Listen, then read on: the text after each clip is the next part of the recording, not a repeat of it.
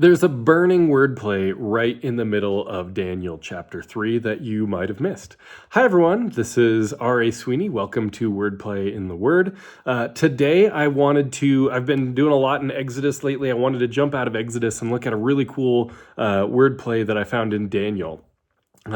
So one of my kids is just memorizing this passage from Daniel, and I was looking at it, and I was like, I wonder, just looking at the language and looked into it, and it ended up being a really cool wordplay. So I think most of us know the story from Daniel chapter 3 of the three friends that are thrown into the blazing furnace because they refuse to worship the idol statue of Nebuchadnezzar, the king of Babylon. So the statue's set up, and the king says, hey, everybody's going to come worship this. When we play some music, you guys are all going to bow down. They play the music, everybody bows down, but then somebody's like, hey, did you notice those three Hebrews? They didn't bow down. They didn't worship like they were supposed to. And so Nebuchadnezzar the king has the three of them brought forward, and he's like, hey, maybe you didn't know, but when I play music, you're supposed to bow down to my statue. So we're going to try this again and make sure you get it right. Otherwise, we're going to throw you in this furnace and burn you alive. The super, super, super hot furnace that we've heated up 7 times hotter than normal. So you're kind of set up for do-over on this one. And the friends just respond to him. They're like, hey, if you want to throw us in the fire, our God is able to rescue us from the fire. But even if he doesn't, I want you to know we're not worshiping your statue. We're worshiping God only. And so famously, they refuse to bow down. They get tied up. They get thrown into the burning hot fire. The guards actually die because it's so hot when they go to throw the friends in, it kills them from the heat. And then Nebuchadnezzar the king looks into the fire, and he sees the people in there, and he says to his guy, like, hey, buddy, didn't we throw 3 people in there, tied up? And he's like, yeah. Okay, well, how come I see 4 people walking around free, and one of them looks like a son of the gods? And so it's this, really famous scene, really kind of a cool scene. And I think once you read it, you kind of fall in love with the scene because it's so cool.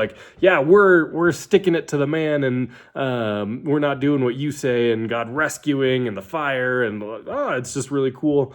It's also really cool when they come out of the fire, Nebuchadnezzar's like, whoa, your God's really cool. So I'm going to make a proclamation that anybody who messes with your God is going to have to answer to me. And it's like, oh, cool, you think that God needs you to protect him. That's a really dumb thing to think after what you just saw, because you had no power against him. Anyway, but it's really interesting when you look at what the friends say to the king. They say, our God is able to rescue us from the fire. And I think a lot of people have focused on the fact that God does not, in fact, rescue them from the fire. They go into the fire. He rescues them from being burned alive in the fire. But the cool wordplay is to rescue in this sense. There are a few words that get used for rescue, but one of the really, really common ones is it comes from the idea of making something loose. We're going to turn something loose, cut something loose, set something loose. But it's the idea is there's a really common mental concept for a lot of just bad situations of I'm caged in, or I'm boxed in, or it's like a captivity sort of idea. I am held captive by this bad situation, and I need set loose from my situation.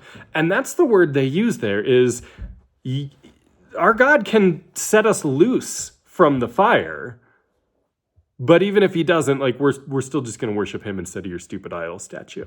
And so they get thrown in the fire. They are not set loose from the fire, just like they said, even if he doesn't. And they weren't. They get thrown in. And God doesn't even pull them back out of the fire. Just like they said, even if he doesn't, we're still going to worship God. But the one thing that they do see is they are loosed. When the king looks in, he's like, hey, I thought they were tied up. Now they're loose. And so they said, our God is able to loose us in the fire. And God did.